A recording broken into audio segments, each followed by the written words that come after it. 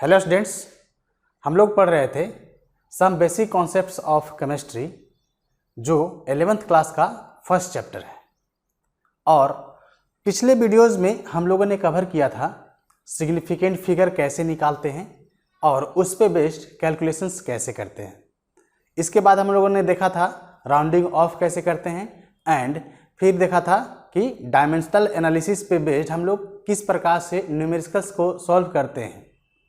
ठीक है, एक यूनिट को दूसरे यूनिट में कैसे कन्वर्ट करते हैं, ये हम लोगों ने पिछले वीडियोज में कर चुके थे। अगर आप नहीं देखे हैं तो पहले आप उसको देख लीजिए, फिर इसको कंटिन्यू करेंगे तो ज़्यादा अच्छा रहेगा। तो आज का हम लोग का टॉपिक है लॉज ऑफ केमिकल कॉम्बिनेशंस। तो हम लोग स्टार्ट करते हैं लॉज ऑफ केमिकल कॉम्बिनेशंस। देखिए, जब दो या दो से ज़्यादा एलिमेंट के एटम आपस में कंबाइन करते हैं तो ये एक डेफिनेट लॉ को फॉलो करते हैं। ये अलग अलग साइंटिस्टों ने अपने अपने तरीके से देखा, ऑब्जर्व किया और उसके ऑब्जर्वेशन के बेस पे अपना एक लॉ बना दिए कि किस प्रकार से दो एटम्स आपस में कंबाइन करते हैं, जब कभी भी सब्सटेंस रिएक्ट कर रहे हैं तो कौन से लॉ को फॉलो कर रहे हैं। ठीक है, और उस ऑब्जर्वेशन के बेस पे अलग अलग लॉ दिए अलग अलग साइंटिस्टों ने, उसी को हम लोग बोलते हैं लॉज ऑफ केमिकल कॉम्बिनेशंस। तो हम लोग यहाँ पे देखें, whenever substance react they do so according to certain law. एक सर्टेन लॉ को फॉलो करते हुए वो आपस में कंबाइन करते हैं। ठीक है, these laws are called law of chemical combinations. यहाँ पे आपको first law of chemical combination में है law of conservation of mass. Law of conservation of mass दिया था एंटोनी लेवोसियर, जो कि फादर ऑफ केमिस्ट्री भी माने जाते हैं।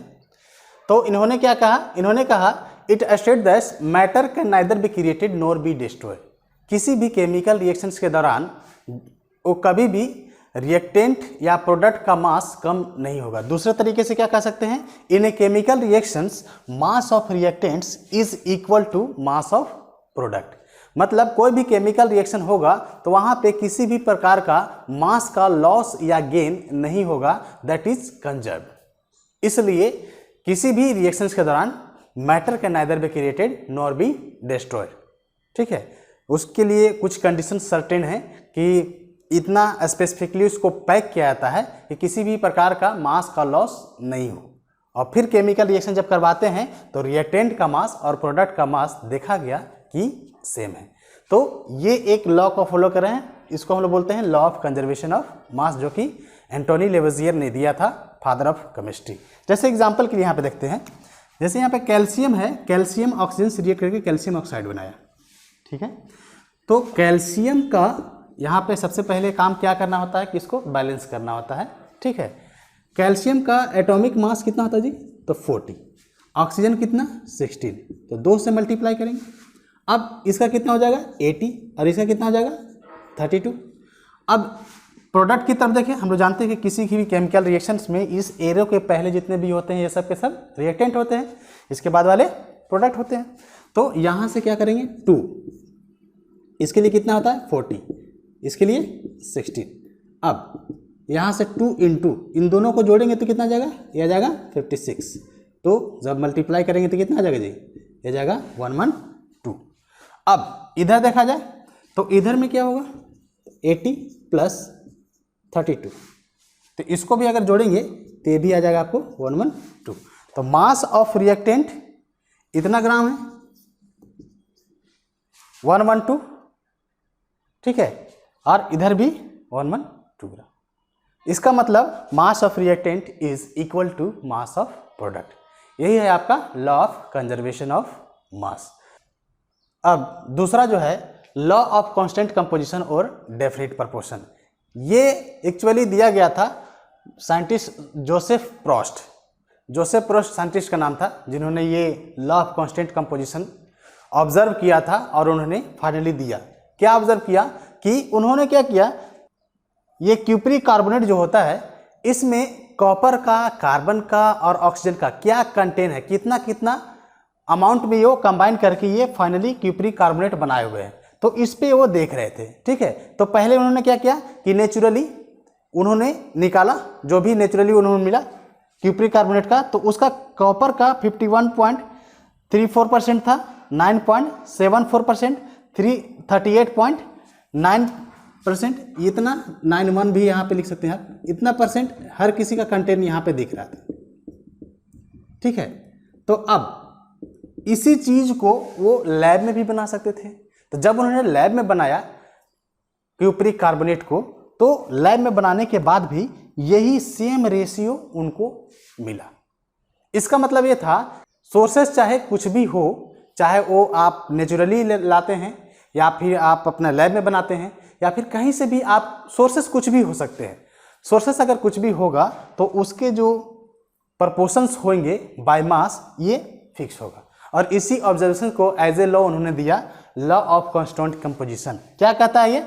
It state that a chemical compound always contains same element combined together in same proportion. जब कभी भी दो जो फिक्स एलिमेंट है उसको कंबाइन करवाएंगे तो हमेशा फिक्स प्रपोर्शन में ही कंबाइन करेगा, irrespective of method of preparation. उसको किस प्रकार से बनाया गया है इससे उसको कोई मतलब नहीं है। जैसे एग्जांपल के लिए एक और लेते हैं हम लोग, यहाँ पे जैसे आपको दिया हुआ है H2O। H2O को आप चाहे तो लैब में बना सकते हैं, हाइड्रोजन और ऑक्सीजन को कंबाइन करवा करके वहाँ पे लैब में आपको बना सकते हैं। ठीक है, तो H2O के लिए जब देखा गया तो इसका 2 हो जाएगा, 16 हो जाएगा, तो सिंपलेस्ट रेशियो जब हम लोग निकालेंगे तो 1:8 आ जाएगा, है ना। तो हाइड्रोजन और ऑक्सीजन जो कि फिक्स है, अब इन दोनों को कंबाइन कराएंगे तो जब कभी भी ये कंबाइन करेगा तो इस रेशियो में ही कंबाइन करेगा बाय मास। ठीक है, इसी प्रकार से अगर हम लोग CO2 का देखें तो CO2 का देखेंगे तो कार्बन का 12 होता है और ये कितना हो जाएगा, तो 16 × 2 32 हो जाएगा। तो इसका सिंपलेस्ट रेशियो जब निकालोगे तो ये 3:8 हो जाएगा। इसका मतलब ये है कि जब कार्बन और ऑक्सीजन आपस में कंबाइन करेंगे, कार्बन डाइऑक्साइड का फॉर्मेशन कर रहे हैं, तो इसका प्रोपोर्शन हमेशा कांस्टेंट होगा, डेफिनिट होगा। ठीक है, क्या होगा, 3:8। तो ये ऑब्जर्वेशंस जोसेफ प्रोस्ट के द्वारा था और इसी को हम लोग बोलते हैं क्या, लॉ ऑफ कांस्टेंट कंपोजिशन। इसका मतलब है कि वाटर का जो रेशियो है 1:8, ये वाटर आप जहां कहीं से भी लाए, चाहे रेन वाटर हो, नल का वाटर हो, नदी का वाटर हो या फिर कहीं का भी वाटर हो, आपने हो सकता है लैब में बनाया हो, तो कहीं भी ये सोर्सेस कुछ भी हो सकते हैं। जब कभी भी हाइड्रोजन और ऑक्सीजन आपस में कंबाइन करके H2O का फॉर्मेशन करेंगे तो वहाँ पे रेशियो जो होगा हाइड्रोजन और ऑक्सीजन का बाय मास ये 1:8 ही होगा। और बाय एटम देखेंगे तो 1:2 या फिर 2:1, इसका 2 और इसका 1। ठीक है, तो ये आपको लॉ ऑफ कांस्टेंट कंपोजिशन। अब तीसरा है आपका लॉ ऑफ मल्टीपल प्रोपोर्शन। ये दिया गया था जॉन डाल्टन के द्वारा। डाल्टन हम लोग जानते हैं, बहुत ही फेमस साइंटिस्ट हैं। तो ये क्या कहते हैं, it states that if 2 elements combine to form more than 1 compound, the different masses of 1 element which combine with fixed mass of other element bears a simple ratio to one another. ठीक है, अब देखिए यहाँ पे क्या कह रहे हैं कि एक एग्जाम्पल के थ्रू हम लोग समझते हैं।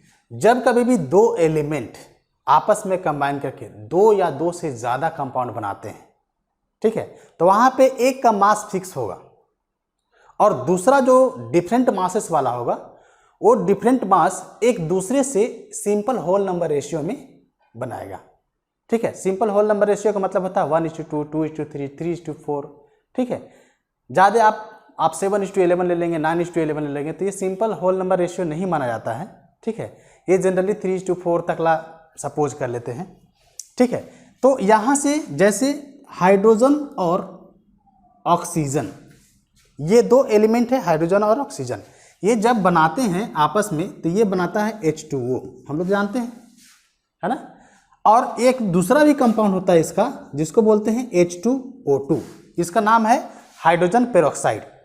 ठीक है, तो हाइड्रोजन और ऑक्सीजन से मिल करके 2 कंपाउंड बना, कौन कौन से, एक H2O और दूसरा H2O2, water and hydrogen peroxide. तो अब यहाँ से देखेंगे कि इनका रेशियो क्या है।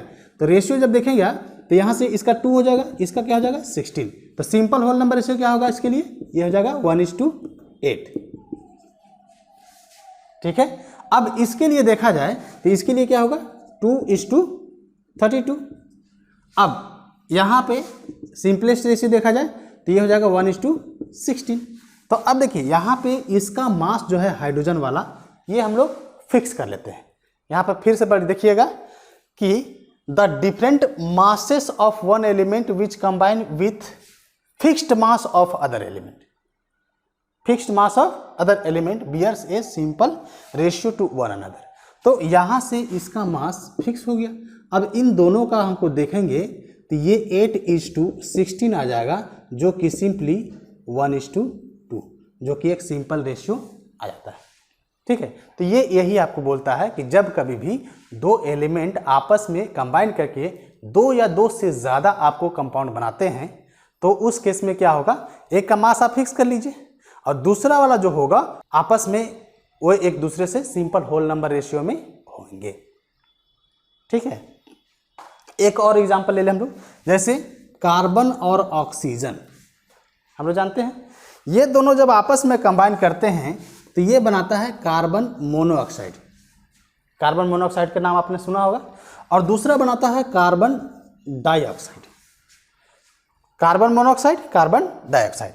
अब इसका देखा जाए तो ये 12 हो जाएगा, ये 16 हो जाएगा ना। अब इसका अगर हम लोग सिंपलेस्ट रेशियो जब निकालेंगे तो क्या होगा जी, तो ये हो जाएगा 3:4। अब इसी के लिए दूसरा देखा जाए तो ये 12:32 हो जाएगा। अब यहाँ से इसका सिंपलेस्ट रेशियो निकाला जाए तो 3:8 हो जाएगा, यही होगा। तो अब देखिए इसका मास जो है ये फिक्स ले लीजिए, और ये फिक्स मास जो है वो डिफरेंट मासेस के साथ में रिएक्ट कर रहा है, जो ऑक्सीजन का है। जब डिफरेंट मासेस का कंबाइन करके ये डिफरेंट कंपाउंड बनाएंगे तो उस केस में जो डिफरेंट मास वाला होगा ये एक सिंपल होल नंबर रेशियो में जाएगा। सिंपल सा कहना है। ठीक है, तो यहाँ से इसका मास तो फिक्स है, तो हम लोग किसका रेशियो निकालेंगे, इन दोनों का रेशियो जब निकालेंगे तो 4:8, दैट इज 1:2। ये भी एक सिंपल होल नंबर रेशियो आएगा। तो ये है आपका लॉ ऑफ मल्टीपल प्रोपोर्शन जो जॉन डाल्टन ने ऑब्जर्व करके लॉ दिया था। इसी प्रकार से नाइट्रोजन और ऑक्सीजन का देखेंगे तो बहुत सारे कंपाउंड बनाते हैं। NO बनेगा, NO2 बनेगा, N2O4 बनता है, N2O5 बनता है। ठीक है, हर एक किसी का आप देखेंगे तो जो डिफरेंट मासेस वाला होंगे एक सिंपल होल नंबर रेशियो में ही आपको कंबाइन करेगा। अब फोर्थ हम लोग देखते हैं लॉ ऑफ रेसिप्रोकल प्रोपोर्शन। ये रिचर के द्वारा दिया गया था। क्या कहता है ये, it states that when two elements combine separately with a fixed mass of third element, दो एलिमेंट हैं वो तीसरे एलिमेंट जिसका मास फिक्स होगा उसके साथ कंबाइन कर रहे हैं। ठीक है, third element, then the ratio of their masses in which they do so will be either same, या तो सेम रेशियो होगा, और some whole number multiple of the ratio, या फिर उसी के मल्टीपल में सम होल नंबर में, in which they combine with one another. ठीक है, तो इसको समझने के लिए एक एग्जांपल के थ्रू हम लोग समझते हैं। जैसे आपको दिया हुआ है, ये मान लीजिए कार्बन है, सल्फर है और यहाँ पे ऑक्सीजन है। ठीक है, तीन एलिमेंट की बात कर रहे हैं हम लोग। तो कार्बन और सल्फर दो अलग अलग एलिमेंट्स हैं जो फिक्स्ड मास ऑक्सीजन के साथ में कंबाइन करता है। तो हम लोग ऐसा सपोज करते हैं कि कार्बन जब ऑक्सीजन के साथ में कंबाइन करता है तो ये बनाता है क्या जी, CO2। सल्फर जब ऑक्सीजन के साथ में कंबाइन करेगा तो ये आपको बनाएगा SO2। ठीक है, अब देखिए यहां से क्या कह रहे हैं कि two element combined separately with fixed mass of third element. यहाँ से ये दोनों तीसरे एलिमेंट O2 के साथ में कंबाइन करा तो यहाँ पे 12:32 हो जाएगा, और यहाँ से क्या हो जाएगा, ये 32:32 हो जाएगा। तो यहाँ पे ऑक्सीजन O2 जो है दोनों में सेम है, जिसका मास फिक्स है 32। अब यहाँ से रेशियो निकालेंगे हम लोग, ratio of carbon and sulphur. देखिए यहाँ से इसका मास तो फिक्स हो गया ना O2 के लिए, इन दोनों का मास फिक्स है 32। तो हम लोग इन दोनों को नहीं लेंगे, हम लोग किसको लेंगे, कार्बन को और सल्फर का। तो कार्बन का सल्फर का देखेंगे रेशियो तो 12:32। तो सिंपलेस्ट रेशियो क्या हो जाएगा 3:8। ये हो गया। तो ये दोनों कंपाउंड्स का आपस में रेशियो हो गया जो डिफरेंट मासेस, जो थर्ड एलिमेंट्स फिक्स्ड मास के साथ में कंबाइन कर रहे थे। अब देखिए अगला क्या कर रहा है कि then the ratio of their masses in which they do so will be either same, या तो सेम होगा, ठीक है, और some whole number multiple of the ratio in which they do combine with each other.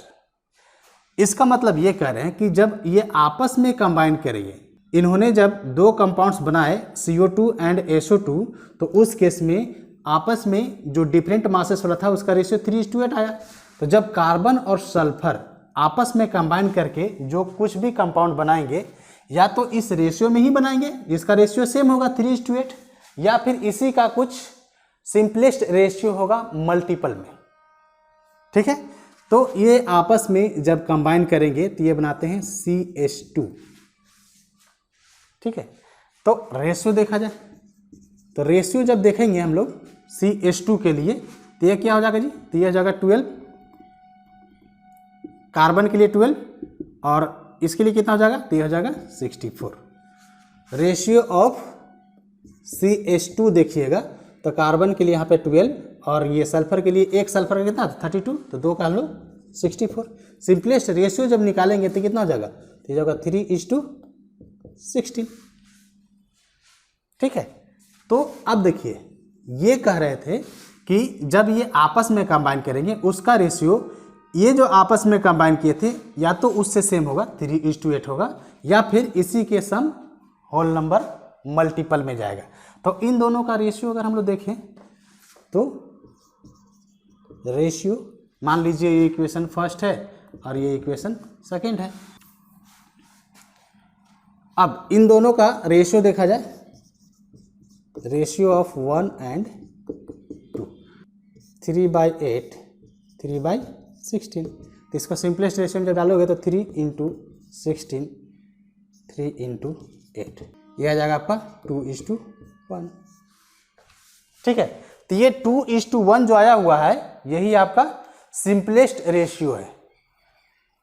तो यहां से एक बार फिर से मैं पढ़ देता हूं, क्या कह रहा है, when two element combined separately, two element combined separately with a fixed mass of third element जो कि ऑक्सीजन है, then the ratio of their masses in which they do so will be same, या तो 3:8 होगा, ठीक है, और some whole number multiple of the ratio in which they combine with each other, ठीक है।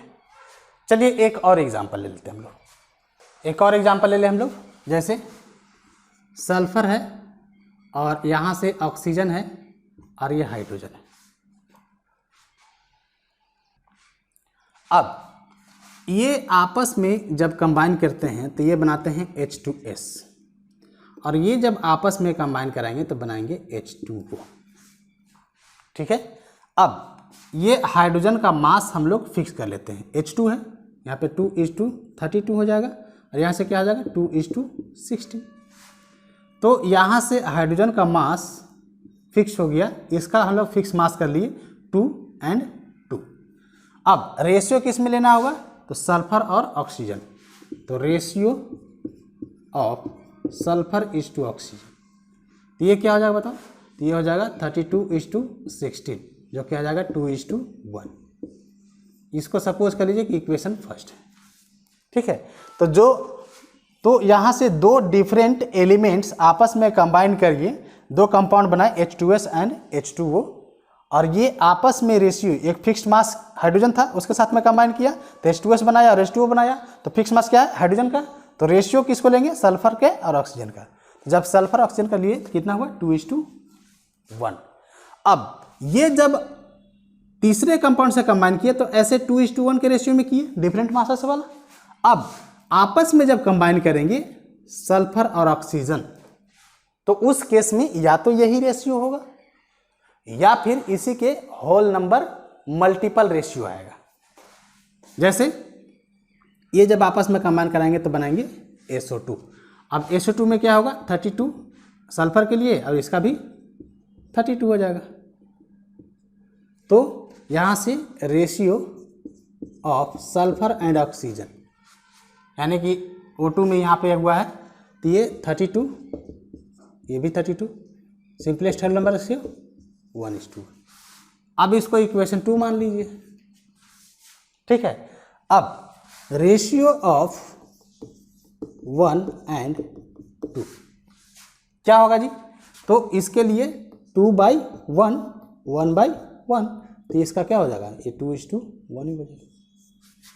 तो कहने का मतलब क्या है कि ये जब डिफरेंट मासेस से रेशियो जब निकालेंगे तो ये आपको सिंपल होल नंबर से 2:1 आया। तो जब आपस में कंबाइन करेंगे तो या तो यही रेशियो होगा या फिर इसी का एक मल्टीपल में आएगा, ठीक है। यहाँ पे तो इसी के मल्टीपल में 1:1 ये एक सिंपलेस्ट होल नंबर रेशियो देगा आपको, ठीक है। तो ये आपका है लॉ ऑफ रेसिप्रोकल प्रोपोर्शन, जो कि रिचर के द्वारा दिया गया था। अब अगला जो है वो है गे-लुसेक्स लॉ ऑफ गैसेस वॉल्यूम। यहाँ पे गैसेस वॉल्यूम इसलिए बोल रहे हैं क्योंकि इन्होंने गैस के लिए दिया था। किसके द्वारा जी, गे-लुसेक्स। गे-लुसेक्स से साइंटिस्ट थे जिन्होंने गैसेस के वॉल्यूम के लेकर के एक लॉ दिया। उन्हें जो कुछ भी ऑब्जर्व किया उसको लॉ के रूप में रिप्रेजेंट किया। क्या बोले उन्होंने, it state that gases combine in A simple ratio of there volumes. जो भी वॉल्यूम होगा उनका एक सिंपल रेशियो में कंबाइन करेंगे, ठीक है। Provided all measurement should be done at the same temperature and pressure. वहाँ पे प्रेशर और टेम्परेचर जो भी कंडीशंस बनाने के हैं उसमें फ़र्क नहीं आना चाहिए। जैसे हाइड्रोजन और क्लोरीन ये आपस में कंबाइन करके HCl का फॉर्मेशन कर रहे हैं, तो ये भी गैस है, ये भी गैस है और ये भी गैस है। तो इसका जो कोफिशिएंट है यहाँ पे ये 1 होगा, इसका भी 1 है और यहाँ पे 2 है।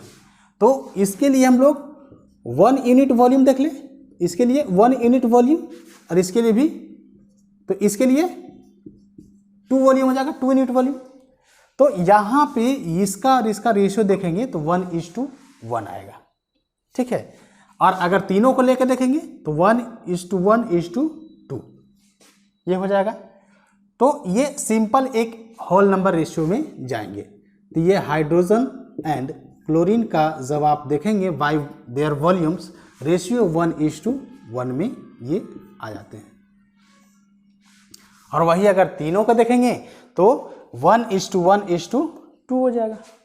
चलिए एक और एग्जांपल लें, जैसे हाइड्रोजन और नाइट्रोजन ये दोनों को दोनों गैस रहेंगे, ये आपस में कंबाइन करके NH3 का फॉर्मेशन कर रहे हैं, ठीक है जी।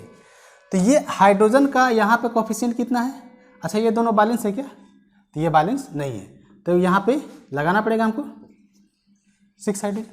तो यहाँ से क्या होगा कि 3 यूनिट वॉल्यूम है, यहाँ पे क्या होगा 1 यूनिट वॉल्यूम और ये 2 यूनिट वॉल्यूम है, ठीक है। तो ये बाय देयर वॉल्यूम्स जब कंबाइन करेंगे तो 3:1 जो कि एक सिंपल होल नंबर रेशियो में कंबाइन करेगा। ये सिंपल सा मीनिंग है कि जब कभी भी दो गैसेस आपस में कंबाइन करेंगे तो बाय देयर वॉल्यूम्स उनका रेशियो हमेशा सिंपल होगा, बस इतना सा कहता। तो इस वाले में क्या होगा, तो यहाँ से हाइड्रोजन और नाइट्रोजन का रेशियो देखा जाएगा तो ये आपको क्या हो जाएगा 3:1, ठीक है। इसको हम लोग वॉल्यूम से लेकर के मान लीजिए कि ये आपका यहाँ 3 वॉल्यूम है, तो मान लीजिए कि 3 × 50, यहाँ से कितना जाएगा 150। ये 150 ml आपका हाइड्रोजन का होगा, तो ये नाइट्रोजन कितना वॉल्यूम होगा जी, तो ये 1 यूनिट वॉल्यूम है, तो ये हो जाएगा आपका 15 ml, ठीक है। और ये दोनों आपस में कंबाइन करके तो कितना बनाएंगे, तो ये बनाएंगे 100 ml, ठीक है। ये जो रेशियो होगा आपस में कंबाइन करने का एक सिंपल होल नंबर रेशियो में आएगा गैसेस को लेकर के। इसी प्रकार से यहाँ पे बात करेंगे तो मान लीजिए कि ये आपका 100 ml है, तो ये भी आपका कितना होगा, ये 100 ml होगा। तो ये जब बनाएगा तो ये कितना बनाएगा, तो ये बनाएगा 200 ml। इसका मतलब है कि जो कोफिशिएंट लेते हैं वही वॉल्यूम के रूप में वहाँ पे रिप्रेजेंट हो जाता है। जब हम लोग रिएक्टेंट और प्रोडक्ट दोनों को साथ में लेकर के रेशियो निकालेंगे तो ये भी आपका सिंपल होल नंबर रेशियो ही होगा। जब हम लोग दोनों के निकालेंगे तो ये क्या हो जाएगा जी, तो 1:1:2। इस वाले केस में क्या होगा 3:1:2, जो कि एक सिंपल होल नंबर रेशियो है। तो यही आपका गै-लुसैक्स लॉ ऑफ गैसियस वॉल्यूम, जिसमें ये कहता है कि जब कभी भी रिएक्टेंट बाय देयर वॉल्यूम्स आपस में कंबाइन करेंगे तो ये सिंपल होल नंबर रेशियो में कंबाइन करेंगे, और अगर आप प्रोडक्ट तीनों को लेकर चलेंगे रिएक्टेंट प्रोडक्ट के तो वो भी आपका सिंपल होल नंबर रेशियो में ही मिलेगा। अब नेक्स्ट जो है 6 नंबर एवोगाड्रोस लॉ। हालांकि आपका एनसीईआरटी बुक में 5 ही दिया हुआ है, जिसमें हम लोग लॉ ऑफ रेसिप्रोकल चर्चा किए थे, वो आपका एनसीईआरटी में नहीं दिया हुआ है, जिसकी वजह से ये 5 आपको हैं, लेकिन उसको हम लोगों ने कर लिया तो यहाँ पे 6 आ गया। तो 6 है आपका एवोगाड्रोस लॉ, जो कि एमिडो एवोगाड्रोस के द्वारा दिया गया था। ये क्या कहता है कि equal volume of all gases under similar condition of temperature and pressure contain equal number of molecules. मतलब गैस चाहे जो भी होगा, अगर टेम्परेचर और प्रेशर का कंडीशन सेम रहेगा तो कोई भी गैस इक्वल वॉल्यूम रहेगा तो वहाँ पे नंबर ऑफ मॉलिक्यूल्स उसके इक्वल्स होंगे। जैसे एग्जांपल के लिए हम लोग यहाँ पे लेते हैं कि आपका 100 ml कोई वॉल्यूम दे दिया गया है, इसमें हाइड्रोजन गैस है। सपोज करते हैं कि 100 ml H2 गैस यहाँ पे 200 मॉलिक्यूल्स कंटेन किए हुए हैं। ठीक है जी, क्या कह रहे हैं, 100 ml वॉल्यूम दिया हुआ है किसका, H2 के लिए, और उसमें कितने सारे मॉलिक्यूल्स हैं, तो 200 मॉलिक्यूल्स हैं। ये हम लोग सपोज करते हैं। तो यहाँ से अगर हम लोग 100 ml सेम कंटेनर रहे और यहाँ से CO2 गैस डाल दें, या फिर 100 ml वही आपका रहेगा, यहाँ से मैं नाइट्रोजन गैस डाल दूँ, तो इन दोनों के केस में 200 मॉलिक्यूल्स ही कंबाइन करेंगे, इसके लिए भी 200 मॉलिक्यूल्स ही कंबाइन करेंगे।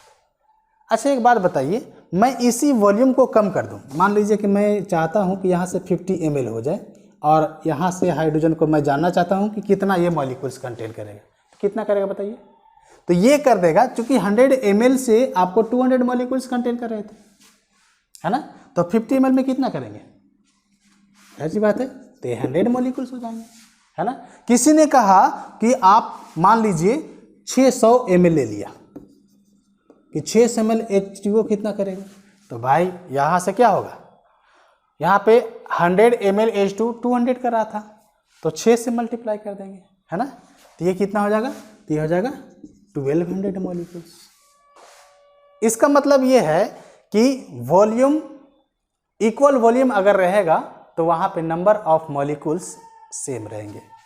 ठीक है, तो यहाँ से हम लोग ऐसे निकाल सकते हैं, volume is directly proportional to number of molecules. ठीक है जी, कंडीशंस क्या रहेगा, कंडीशंस रहेगा आपको कि टेम्परेचर और प्रेशर का जो भी मेजरमेंट होगा वो आपको सेम रहना चाहिए। तो V is directly proportional to N। अगर टेम्परेचर और प्रेशर सेम रहेंगे तो वॉल्यूम जो होगा ये directly proportional to number of molecules का होगा। इसको आप चेंज करते जाइएगा तो गैसेस चाहे जो भी हो वो equal number of molecules contain करेंगे। वॉल्यूम बदलते जाइए, वो नंबर ऑफ मॉलिक्यूल्स भी डायरेक्टली प्रोपोर्शनल होंगे, यानी कि चेंज करते जाएंगे। यहीं पे हम लोग एवोगाड्रोस का हाइपोथेसिस देख लेते हैं, जो 2 है। पहला होता है आपका 1 mole of any gas at STP occupy 22.4 litre volume. कोई भी गैस होगा अगर आप STP पे लेंगे तो आपको 22.4 लीटर वॉल्यूम ऑक्यूपाई करेगा। ठीक है, या फिर दूसरे तरीके से कह सकते हैं कि mass of 22.4 litre of any gas, कोई भी गैस लेंगे अगर STP पे लिए हुए हैं तो उसका मास कितना होगा, तो उस गैस के मोलर मास के बराबर होगा। जैसे हाइड्रोजन के लिए लेंगे तो उसका 2 ग्राम होगा, CO2 के लेंगे तो CO2 के लिए कितना हो जाएगा, तो 44 ग्राम। 22.4 लीटर वॉल्यूम में कोई चेंज नहीं आएगा, लेकिन जो अब मास निकालेंगे तो हर एक गैसेस मॉलिक्यूल्स के लिए उसके मोलर मास के बराबर होंगे। तो ये आपका पहला एवोगाड्रोस हाइपोथेसिस है। उसी प्रकार से दूसरा है molar mass is equal to 2 into vapour density. Vapour density जो निकाला गया था वो रिलेटिव डेंसिटी को कैलकुलेट करके फाइनली ये कंक्लूड किया गया है कि मोलर मास जो होता है ये आपको 2 इंटू वेपर डेंसिटी के बराबर होता है।